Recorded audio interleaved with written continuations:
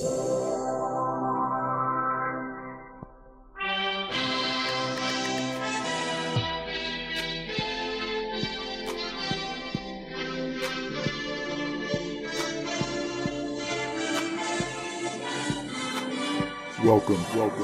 to Proles of the Round Table.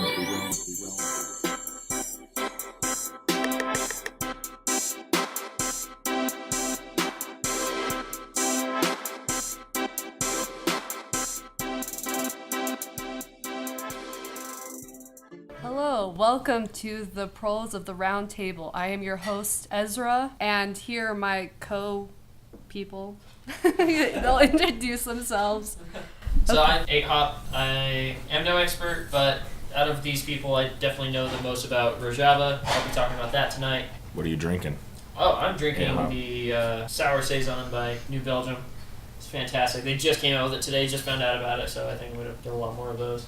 The guy at the liquor store was like, we just got those in today. We're in here enough that we recognize it immediately. Something Brand new. Alright, I'm Justin, and tonight I'm drinking the New Belgium Juicy Haze IPA, which is an unfiltered IPA. It's absolutely delicious. And I'm Lil Andy, and I am drinking the Voodoo Ranger Imperial IPA. It's 9%. That's all that needs to be said. Okay. Ezra's drinking Pinner, the throwback IPA from Oscar Blues Brewery.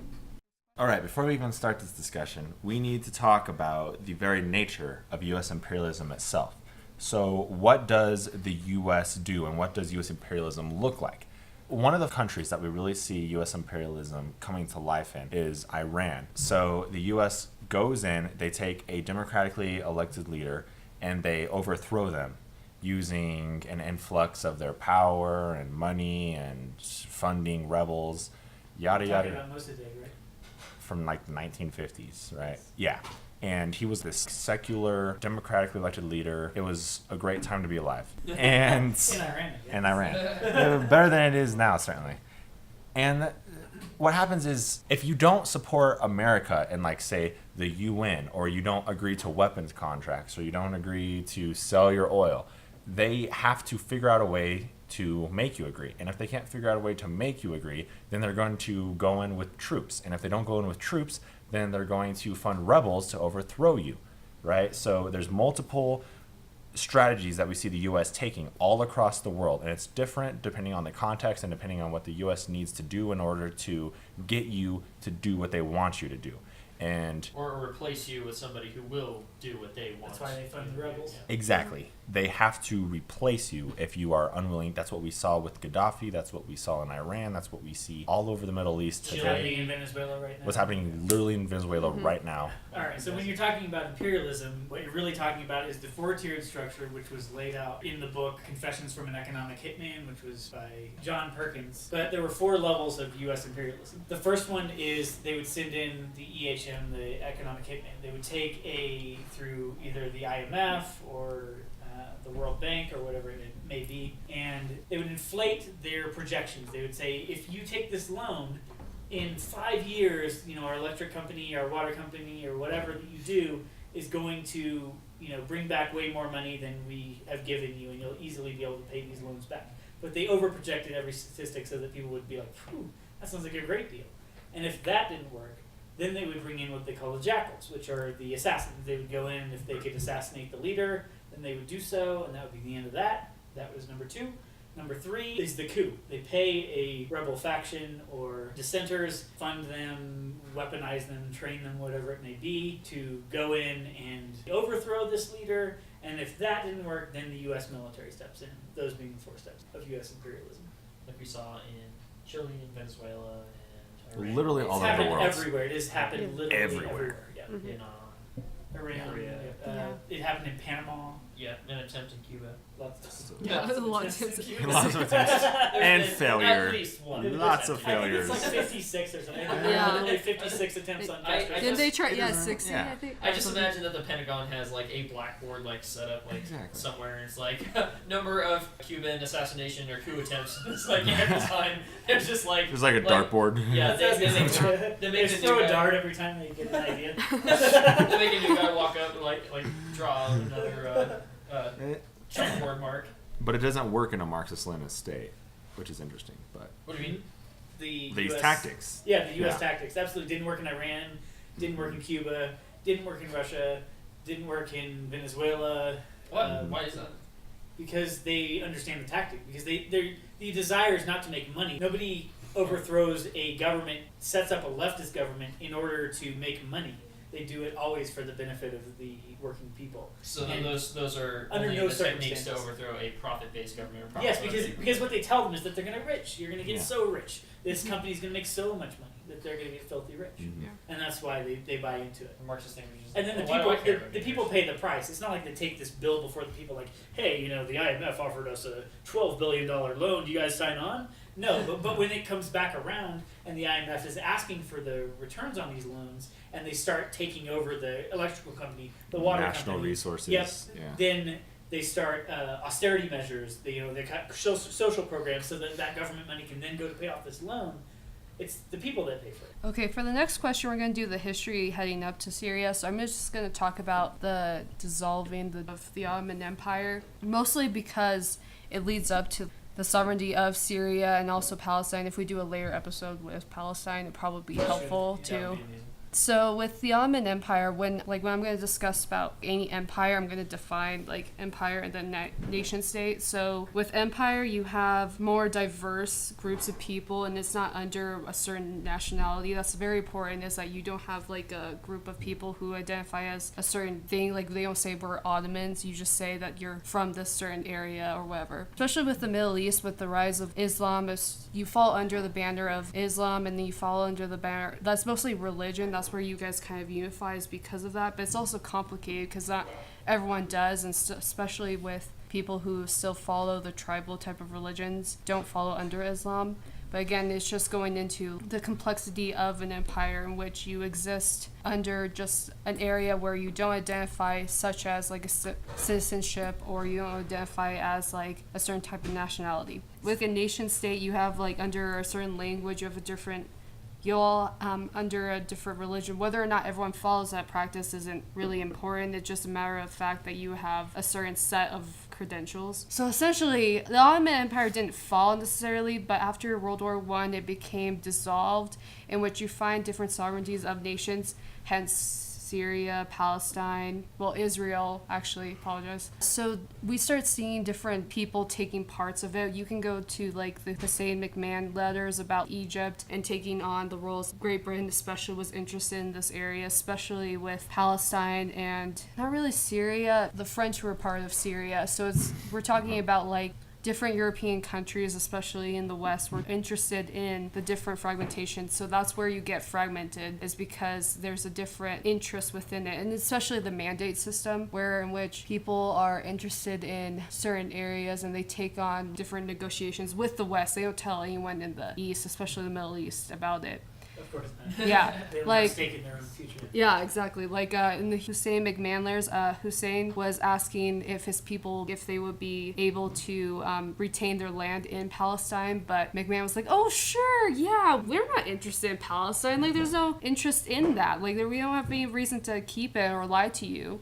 Of Divide up course. somebody else's. Yeah, exactly. enemies. Yeah. So once the Ottoman Empire dissolves and it becomes more shrunken into what we now have modern Turkey and such, we have, again, Syria becoming a new nation and becoming its own sovereignty, and I guess someone else can take over the beginnings of that. So Bashar became president in 2000. His father, Hafez al-Assad, was president before him. And, passed away in June. Bashar became president a month later. But why? How is he able to become president? Bashar became president because they lowered the minimum age down to 34, which How just so convenient. happened to be Bashar al-Assad's age at the time. However, He had a 99.7 vote, right? Which 99.7% approval rating. vote, they voted for him 99.7%. Suppose. for Bashar al-Assad. Whether or not that's truly democratic or not, I'm not here to talk about that. I'm really not. So when we're talking about Bashar al-Assad, this is a multifaceted issue, right? Because do Marxist-Leninists think that Bashar al-Assad is a good leader? No. Do Marxist-Leninists think that Bashar al-Assad is a socialist? No. If Bashar al-Assad existed outside of Syria within a Western country, he would be like a neoliberal, okay? He would be like a pro-capitalist, maybe like slightly liberal Democrat or something, right? Bashar al-Assad is definitely not a socialist. But Bashar al-Assad is an anti-imperialist. And the reason is that he is fighting for Syria's sovereignty when it comes to Syria opposed to America. What does America want with Syria? So, as we were talking about earlier, American imperialism needs things from these countries that it goes into, right? Like, it needs resources, or it needs votes in the UN, or it needs support. Or it's part of like a greater geopolitical picture that America's looking at. And it needs one country to act one way so they can get another country to act in another way. Like, there's a multitude of reasons of why America might be interested in Syria. And the thing is that America's interest in Syria right now is for Syria to be as destabilized as possible. Why is that? America needs Syria to destabilize so that it can put its own leader into power. Is that to the benefit of corporations in the U.S.? That's to the benefit of capitalism within the U.S., yes. So we need to be able to sell them our arms. We need to be able to take their resources or to get the resources cheaply. They sell oil. Yeah, So we that's need one of their to main- be able to build infrastructure. So we go into Syria, we try to say we need all this. Bashar al-Assad says no. Bashar al-Assad stands against the U.S. So America comes in and they start arming the rebels. It's just any group that disagrees with Assad. Actually, that's exactly how it is. There are a ton of rebel groups that are directly opposed to Bashar al-Assad and to Syria because they could be anything from economically different to politically different to religiously different. And America doesn't care because, as we've seen in the past with America creating the Muslim Brotherhood or the Taliban, America creates new rebel groups to the detriment of the people within that area. But it doesn't matter what those rebel groups believe, so long as those rebel groups do the bidding of America. So how has that war gone between the rebel groups and Assad, and what have been like the major battles in that? How have that affected the people? So Assad has very effectively put down the rebel groups. He has pretty much won the war, which is funny that the West and the US come in and say that Assad's using chemical weapons because you wouldn't have a reason to use chemical weapons if you were winning a war, right? Like you might do that if you were desperate, if you were like just about to lose and you really had to kill a bunch of people. But that's not the case. Assad has been winning the war the entire time, and he hasn't had to do that. His people support him, and the only people that stand against him are people who are terrorists or are politically dissident, which is a minority, a smaller amount of Can you make Syrians. a comparison to like what that might look like in the U.S.? It would be like another country coming in and funding Christian conservatives to like overthrow the American government, and not just Christian conservatives, but like I mean, they basically Essentially. did. like Catholics, hardcore. the No, Protestants, not even Catholic. Like Catholics is liberal compared to hardcore right wing Christian conservatives who think The Westboro. Oh shit. the Westboro. Church. They came in and they fucking funded the Westboro Baptist Church. Okay, that's what the parallel They also is. simultaneously funded the Communist Party. They also Yeah. simultaneously funded. Yes, well, the fake Communist Party. Well, I mean, They were- I'm saying they don't have scruples. We don't go in with an ideology. We don't fund care. Any group that opposes Yes, the. we take advantage Syrian of the government. group's ideology and self-interest, and we promise them stuff that's never going to come to fruition. Right. Which also brings us to Rojava. So the Kurds are focused on one thing, and that is achieving statehood, and that is fundamentally a great thing. Like, we should support the Kurds and their seeking of It statehood. is a great thing entirely dependent on what ideology they believe in. Right? But so Rojava's fundamental goal is to create a Kurdish state, and they're willing to do that no matter what the costs are, because at the end of the day, they're a nationalist movement, and they're willing to do that no matter who supports them. And the U.S. just so happens to support Rojava. Yes, the U.S. I think supports Rojava solely for the fact that they are one of the biggest fighters of ISIS right now. So is Syria. So is Syria. Yes. So why do they it's- support it's- Rojava and not Syria? You know, that's a good question. I don't know why the U.S. supports Rojava specifically. They are. I can tell you this. They are democratically minded. So the Rojavan revolution and the Kurds who fight for that are motivated by Abdullah Öcalan. Yeah, his philosophy comes Who from. is Abdullah Öcalan? He is currently he's a political prisoner in a Turkish prison. He is literally the only prisoner on this island, and that is extremely heavily guarded, and he has been since the 1970s. He was one of the founding people of the PKK, which is the Northern Kurdistan, or I'm going to call it Kurdistan, or how do you say occupied Turkey, or Turkey occupied Kurdistan, I guess.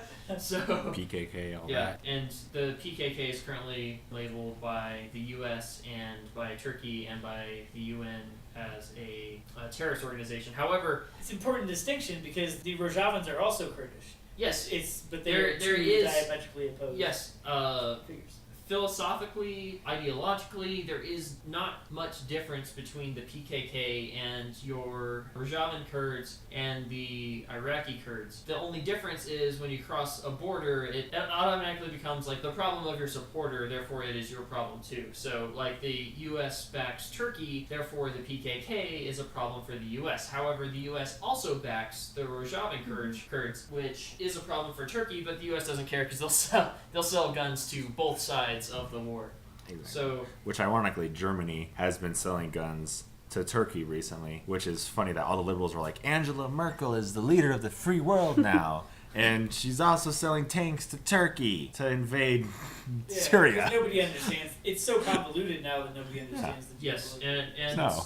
Some of the weapons that are sold to Turkey end up going to ISIS, who Turkey and ISIS are also fighting, but there's this weird symbiotic relationship. Yes, so I've heard this from people who have visited Turkey who are sympathetic to the PKK, that they run the risk of capture, and if like an American reporter that's sympathetic to the PKK gets captured in Turkey, they will then be sold to ISIS. For further reference, if people want to research this further, there's a fantastic episode on Revolutionary Left Radio by Dr. Redcrow that is specifically about... And that is his story. That happened to him, and he was lucky to not get sold to ISIS because one of his friends who saw him get captured contacted the embassy, and that's how he got out of it. But it was it's a very, very real issue, and it became way too real to him too quickly. So Abdullah Öcalan his ideology is what the Kurds follow, is motivated by a variety of feminist thinkers, as well as Bookchin and his ideas of communal living and democracy. I think he is, like many communist thinkers, is motivated by the American independence. The Kurds want ethnic, religious, racial, and ideological equality and gender equality for everybody. A good example of this is the Kurdish liberation of Manbij. So after Manbij was conquered by almost all the factions in the area, it was conquered by ISIS, it was conquered by the FSA, it was conquered by Turkish forces, so I don't think it was officially Turkey. In each of those non-Kurdish conquests of the city, certain ethnic or religious or whichever political group they affiliated with were either given preferential or negative treatment. For example, when ISIS took control of Manbij, it was good, or I guess it was better for Arabs. I don't want to say it was good, because it was only good for Arabic men with similar ideologies. Because the women, of course, as with any territory that ISIS has control of, it was extremely oppressive. On top of that, the FSA was, and the Turkish people are traditionally very oppressive to women. When the Kurdish people were able to take the city, Manbij, they immediately started a council and were able to start funding the creation of infrastructure and free education for everybody. They apply very socialist policies where people have access to food and water, and the Kurdish government provides for that, which is a huge, I just want to say real quick, is a daunting task for Kurdistan, because with all the territories that they have access to a lot of crude oil. However, they lack the technology to efficiently process that oil, so they have to ship it out and then ship it back in. So until they have that technology, it's going to be really hard for Kurdistan to be very independent or self-sufficient economically, or have very much to trade with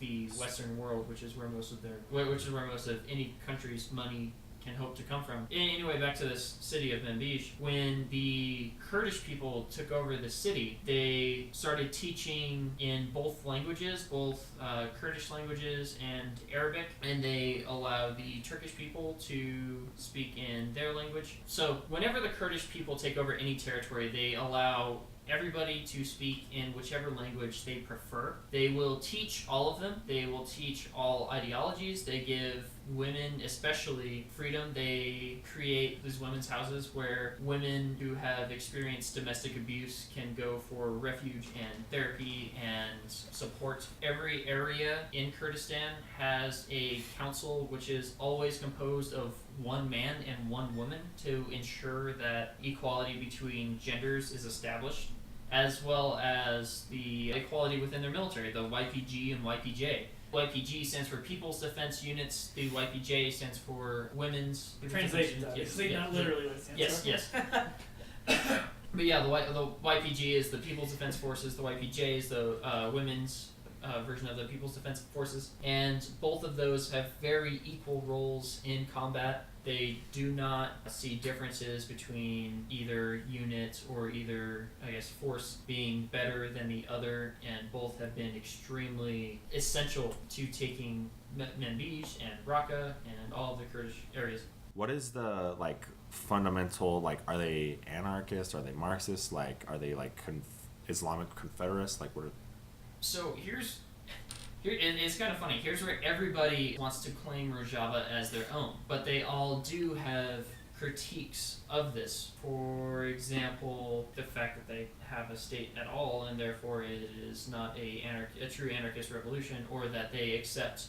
So the U.S. has agreed to drone strike and bomb specific targets to help Rojava help the Kurdish people fight ISIS. So, in essence, a lot of your political idealists call Rojavans sellouts. A lot of leftist thinkers think that Rojavans are sellouts for accepting aid from the U.S., which I think is very... It's the non-Marxist perspective. Yeah, exactly. I was trying to think of words for non-Marxist. I was going to say anti-Marxist or whatever. But. So yes, a lot of idealists, and I'm not talking about people on the front lines, but in the U.S., at least armchair theorists, love to criticize Rojava for taking aid from the U.S., which is very anti-Marxist, because in any Marxist analysis, you have to take into account their material conditions. But so they support Rojava, which absolutely they should, but you should not be too idealist with it because of their material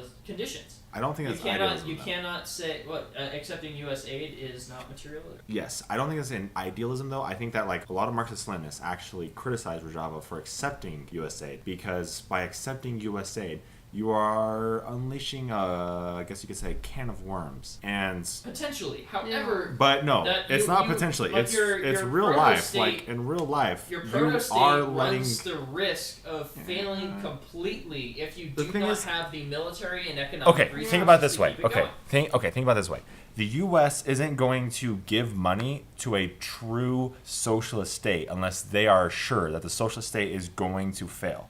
They are sure at some point that Rojava is going to fail. Absolutely. And that's why we criticize it. That's why I criticize it. Are helping it succeed. Succeed. So you're actually taking the Marxist-Leninist Maoist perspective, which ironically I'm disagreeing with, even though I am a Marxist-Leninist Maoist. You said you're a Marxist. I very much am a Marxist-Leninist Maoist, but I disagree with that perspective because it's based off of some incorrect ideas. But anyways, yeah, from the Marxist-Leninist Maoist perspective, yes, you should accept the support of reactionary groups, because at the end of the day, they're giving you support. But that's taken from a perspective of a class society such as China. When you take that perspective and you apply it to a place like Syria, it doesn't work the same, because you're not just dealing with classes, you're dealing with different interests within a country, different nationalist interests coming from different continents even. And it's not the same concept. And that's why you can't accept aid from the US and expect it to turn out right, because it's not going to turn out right. It's going to turn out bad. I agree with that. However, that circumstance is not as bad as not accepting aid from the US, because then you run the risk of not having any of it at all. And You don't I would need say, the aid. I would It say means you aren't ready to make a push anyway. yes. Yeah. So- which is so a whole a- different scenario. A democratic and equality-based society in the Middle East existing for the short term is better than it not existing at all. I disagree. Really. You can't have this short term. That's liberalism. You can't have this short term Especially if you're talking gain, about- right? Especially if you're talking about Given- destabilizing an entire region. It's But destabilizing given, Syria. Given the two options, so you're saying you accept military aid because your country is going to fail, or you refuse military aid because that will cause your country to fail. In either case, It doesn't have to be that. Let's play some horseshoe black and white. here, okay? So, from your perspective that you're putting forward here, the same should be said about the situation in Iran or Afghanistan. So, the U.S. funds extremist Islamic groups. Like, they gave weapons to Osama bin Laden as well as funding to his entire group in order to upset the democratically elected government, right? So let's fast forward to now that the region's been completely destabilized. Do Islamic, like just your standard Islamic people, do they say, you know what? It wasn't what ideal, but we should support any Islamic push. Like we should support Islamic extremists supported by the U.S. military because in the end, at least they're Islamist. I guess that depends on if they are anti-capitalist. I'm horseshoeing you here. So we're not talking about like, should communists support Al-Qaeda? That's not the question. The question is it similar? You're talking about the destabilizing of an entire region in order to push a tiny fraction of a flash in the pan of leftist. That's like, okay, so let's... So the question is not whether or not you should destabilize a region, because the region is already destabilized. Further destabilize. By America. But Let's just mention. how is that going to further destabilize if they have U.S. backing versus non-U.S. backing? It's going... U.S. interest is to destabilize it. Okay, Yes, which is Syrian why they don't interest- support Syria. Yes. but... are U.S. interests worse than ISIS interests? Because those are the two factions. That are ISIS interest control is of Kurdistan. U.S. interest. ISIS was started by the U.S., just like the Mujahideen, That is fair. Al Qaeda, like Muslim Brotherhood. We can go down the list. But not anymore. They don't align with the same thing. Well, no, because once the Soviet Union fell, you don't need all these. Right, that's true. Now But they're Now they're just like... Now they're the golems. The demon. As now they're worms Immortal unleashed. Technique would say you fucked the Middle East and gave birth to a demon. Yeah. So the further destabilization by funding the Rojavan revolutionaries is, in my opinion, similar to what you saw in the Kronstadt Rebellion. Because it would be the same as the anarchists saying, you know what, it didn't succeed and it was wholly unsuccessful, but at least it was anarchism for a flash in the pan. Without really taking into account the fact that it destabilized the southern part of the USSR and caused them to divert But extremely valuable manpower and resources that they then didn't have to fight off, reactionaries, the White Army, and then you can go down. So then your argument is that U.S. interests would destabilize the region, yes, which was already destabilized. but which was By stabilized, U.S. but they're interests. still taking U.S. interests to Which- further destabilize Yes. the Which, region. no, US is but on multiple sides here. They are talk stabilizing about the region to an extent, because they do have democratic councils in there. They have But Rojava is never going to be a state. Like, it's never going to be allowed to be a state. not by the imperial U.S. No, They're but only the allowed to fact- be what they are. My question to you is, even if the Rojavans are taking aid from the U.S. and the territories they occupy are occupied by the Kurdish government instead of an ISIS form of government, so if they would normally be under control of ISIS or the FSA, which is obviously very oppressive, is having Kurdistan in there better than nothing at all? If those were my only two options, then yes. That's what In America this- in wants this you to think, situation. though. That's what America wants you. In this situation, though, that those are the only two options. There is no option of stability. There is nothing to destabilize by taking U.S. interests. It was destabilized by the U.S. interests. Okay, That's the problem. But now do they accept that is true? But now do they accept U.S. support in providing a little bit of stability to the nation, even if it is Everyone's short-lived. taking U.S. support. Okay, so what is the connection between Assad and Rojava, and where does that begin? Okay, so from the beginning, Assad was giving the Kurds their own lands. Assad was like, you can take this land, it's fine. And even to this day, the Kurds have land within Syria that they basically just run themselves. And he doesn't really tell them what to do because he's not like a dictator. Assad has always had good relationships with the Kurds. Let's put it that way. I mean, he's never been oppressive. The Turkish government has always oppressed the Kurds, right? That's fair. true. Yes. That's fair. That is And are very strong. currently doing so. Very hard, heavily. In You can fact, start that with. can I talk about the beginning invasion of volume. Afrin? Not yet. Why not? Because that's Don't current blow your load events. too soon. Yeah. Current events. You gotta get Okay. there. So What? right what was, now. What was that? That was me blowing my load. Jack Okay. Too soon. Yeah. No one does that. No one does that. Everyone does Anyway. that. Nobody does that. Nobody blows their load too soon. No, it's not that. No one goes like, oh no, come back. No. I needed that. That was too soon. Stuff The it back. moment wasn't right. Aryan jeans. Put it back in. Put it back in. God damn it. Oh That's why god. Nazis don't masturbate. Oh man, that makes sense now. Makes sense. Holy shit. I'm a Nazi now, guys. No. Okay, and like I'm not trying to say that like Assad is like this benevolent great guy. Like Kurds are the largest ethnic majority in Syria. So I mean like he has political reasons not to discriminate against them. And he kind of lets them They're only 30%. I don't know that they are. Are they really the ethnic majority? they're the largest ethnic minority. Okay, that's In different Syria. than saying they're the ethnic majority. Did I say majority? I meant Yes. minority. They're They have the lar- Because- so- they're the so largest ethnic minority in Syria. Yeah, we go. And he has, he has his own he has political interest not to persecute them. That's just a materialist analysis of it. Right, he's not a good guy. He's not a good guy. He protecting his just own interests. doesn't want to get fucked by him. So he kind of lets them do their own thing. It's the Turks who have historically... Correct. Yes. Well, There we is go. Marginalized Is it the Turks attack them. or is it Turkey? Because there is a difference. The Turkish government. The Turks in Let's say Syria the Turkish actually are enjoying Yes. a That's a good point. a communal government under Kurdish leadership. That's, yeah. The majority If they of, had of one. them, not Yeah. all of them. Of I course, mean, you always Erdogan have- is a tyrant. Everyone is a tyrant. No, Oh, Erdogan. Erdogan Erdogan is is a a tyrant. tyrant. I thought Well, you yes. said, I thought you like, said everyone. Everyone. He's a tyrant. then why is this a global issue? Like, why is... Yes. Yeah. Hell yeah, I've been ready for this. Okay.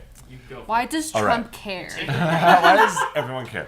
Here's the thing about Syria. You have all the major players in the game right now, right? So you have Russia backing Syria, and you have America backing the rebels, backing Rojava, Back in Turkey. Yeah, backing they're Turkey. Backing But also Turkey, not there's backing some, Turkey. Yeah, like that's weird because it's like It's a both weird Turkey relationship. but not Turkey. But see, America just sees okay. an open market and let's Yes. fucking sell to everybody. So- Why not? As they're Yeah. drunk and they're here's the thing about the Middle East. Here's the thing about the Middle East. Okay, here's the thing about Syria. You have everyone playing for their own motives, and then you have the major powers coming in and using those motives for their own personal interest. So, I mean, sure, Russia backs Syria, but it's politically convenient for them to back an anti-American, anti-imperialist.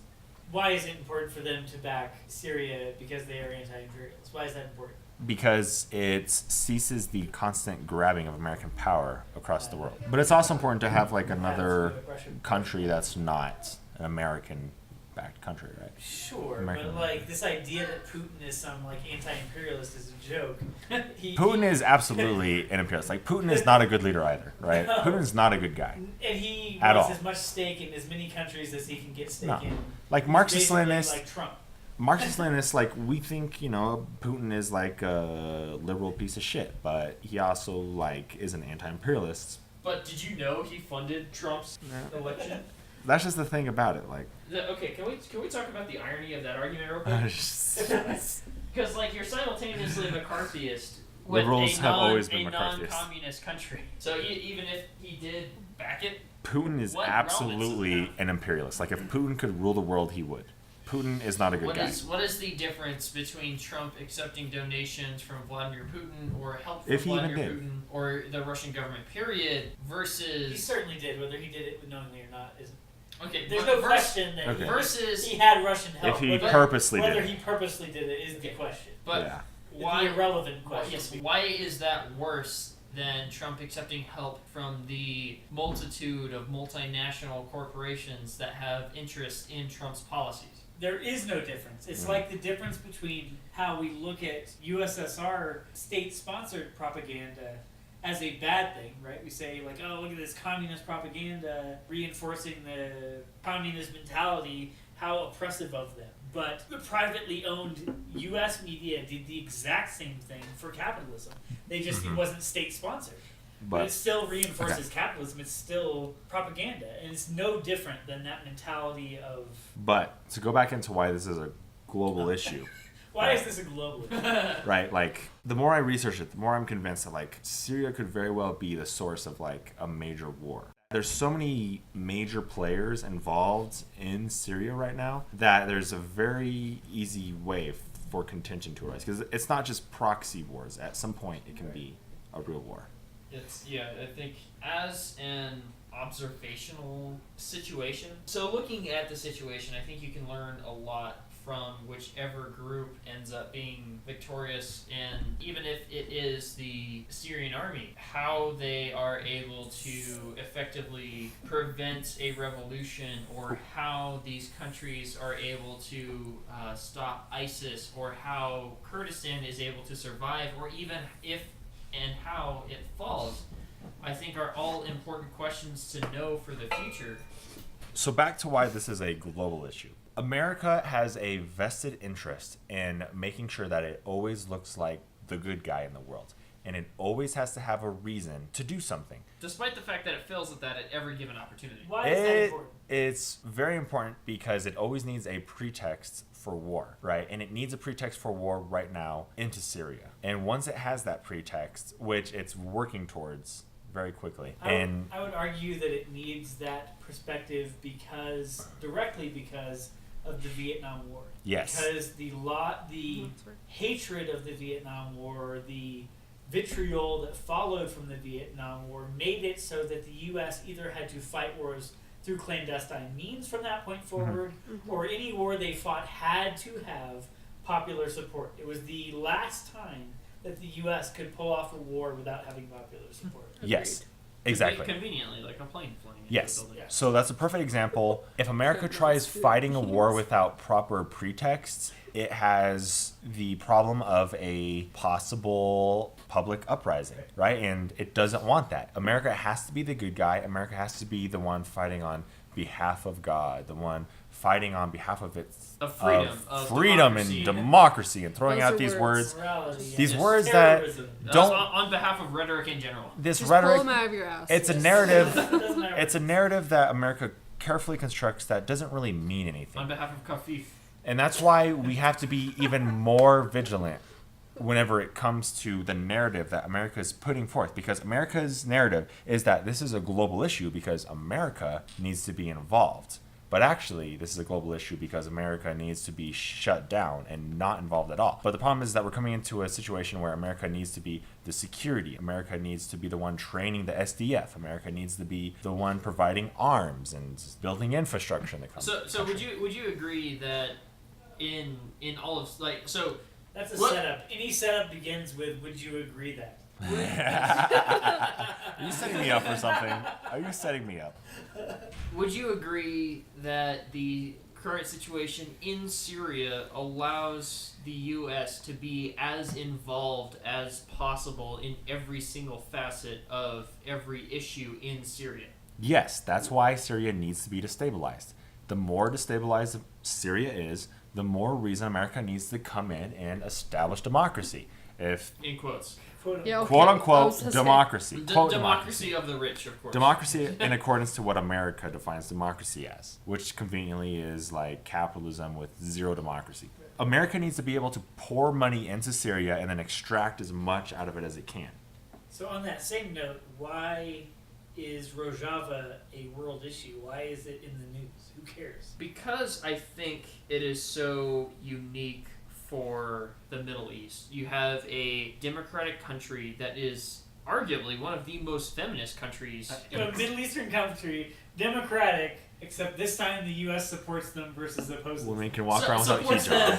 them for now. For Like, now, but yes, yes. let's add that For caveat. now. Yes. Because Okay. as soon as the U.S. realizes that yes, in fact, the Kurdish people are willing to stand behind their ideology as being anti-imperialist and anti-capitalist, the U.S. will realize, like, oh shit, I can't extract from these people what I wanted to. Let's fund some fucking We also rebels. Like, fuck it. Like, We forgot to I talk just about- As they imagine. start funding ISIS again. Yeah, exactly. It's like, yeah. Let's give ISIS some fucking anti-tank and anti-air missiles and. We forgot to talk about Saudi Arabian interests, though, which also go into Rojava, I think. Oh, that's true. That's a huge interest in the Good. region. I mean, then I Saudi don't know Arabia. much about Saudi Arabia. Saudi Arabia has an interest within the region of being a regional power, Yeah.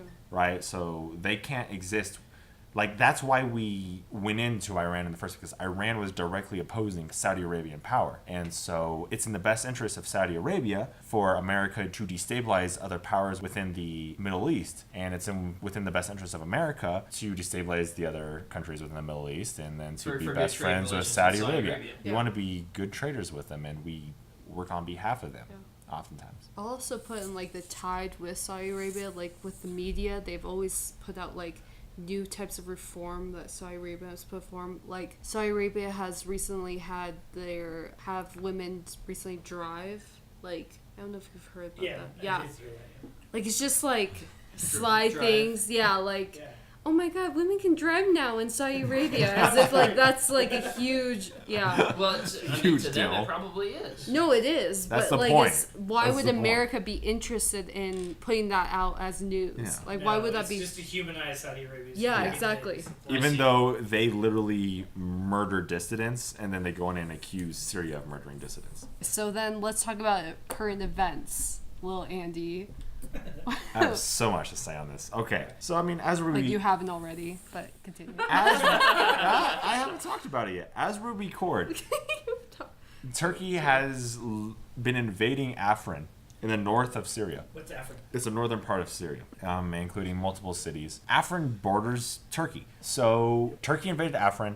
YPG and SDF forces drove them back. And basically Turkey did that because, according to Turkey, there's a bunch of terrorists on the border of Turkey. Of course, Such a convenient label for anybody it's who a disagrees convenient. with you. It's extremely Yeah. convenient. Isn't Turkey's funding ISIS anyway? So it's, Yes. I mean, yeah, And it's exactly. especially absurd. According to Turkey, they've killed a bunch of terrorists, air quotes, so far. And by that, they probably mean the PKK. Yes.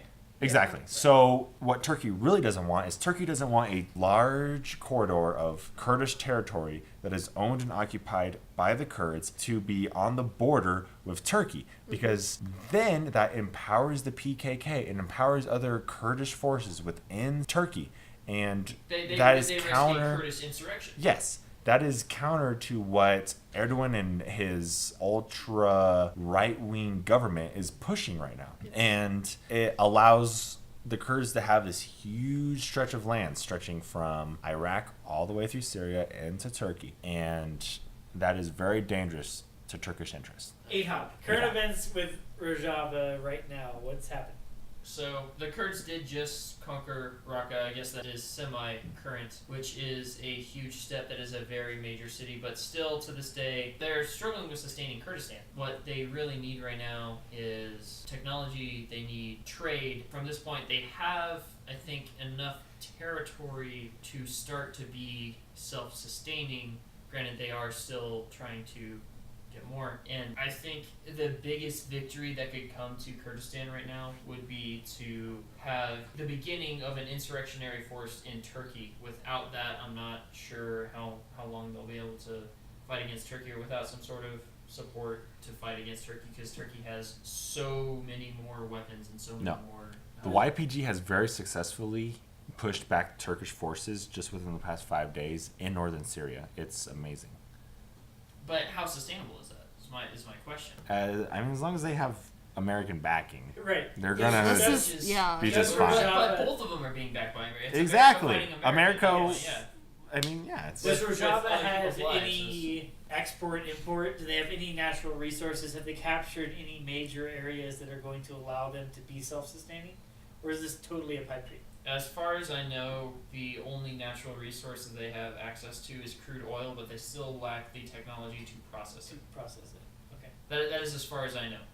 Okay, and then just one more thing about what's happening in northern Syria at the current moment is that Turkey's invasion of Afrin is very convenient because the U.S. needs to use that as a pretext to create a security zone.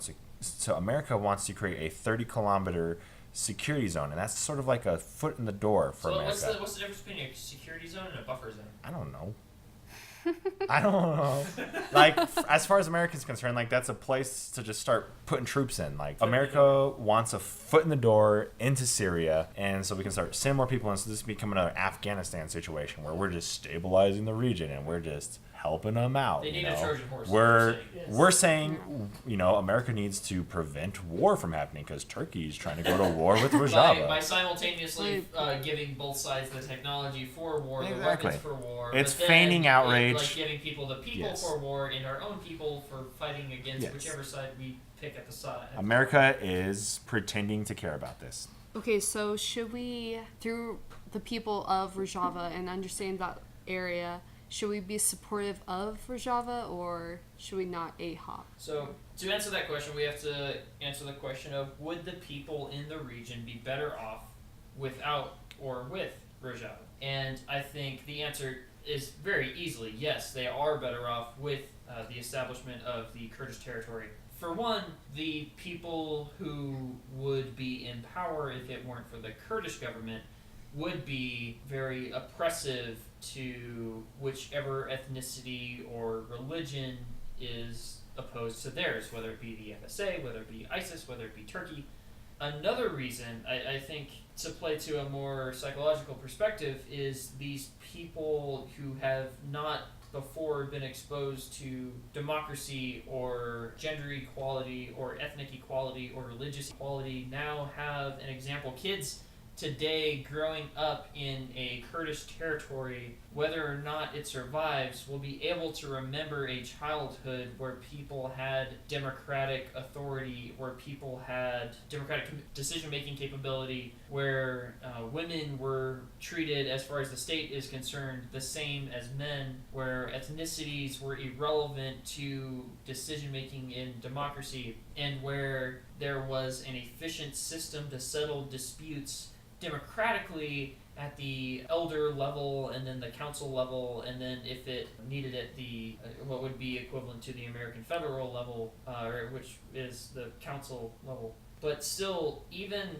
having that idea is so fundamental to any sort of insurrectionary or revolutionary force in any sort of imperialist or nationalist force to come in those regions. So I think by far the answer is yes, the people are better off with Kurdistan existing than without. And then with you, Lil Andy, with the people democratically voting in Assad, do you believe that they are better off with Assad as their ruling leader, I guess? Okay. What would it look like without him? So that's exactly the question. That's the Marxist question we have to ask ourselves. When we analyze the reality of the situation, if not Assad, then who? Who would be in charge of Syria?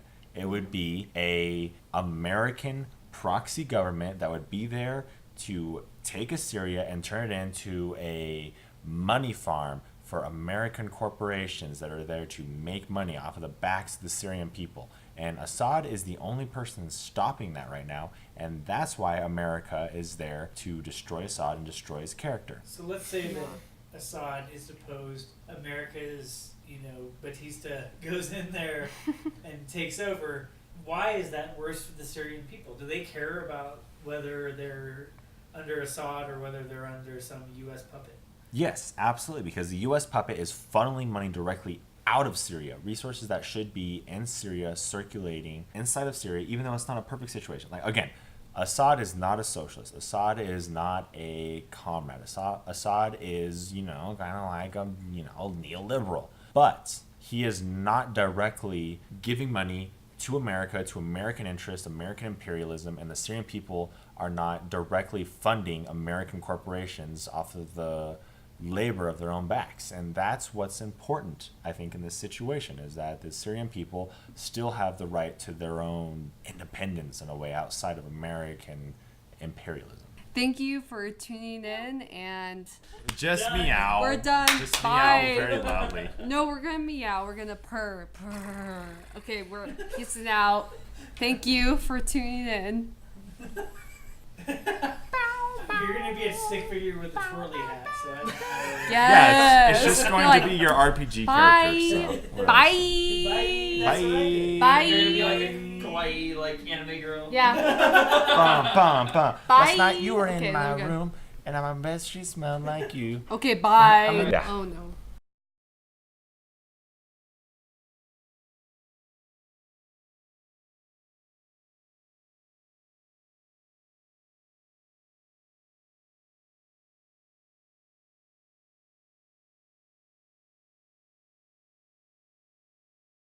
What do my toes smell like? They smell like potatoes. But Cause not I by was much. making potato toes earlier in my bathtub with my cat. And then he had an orange mustache, and then we went and we had a bath with my cat.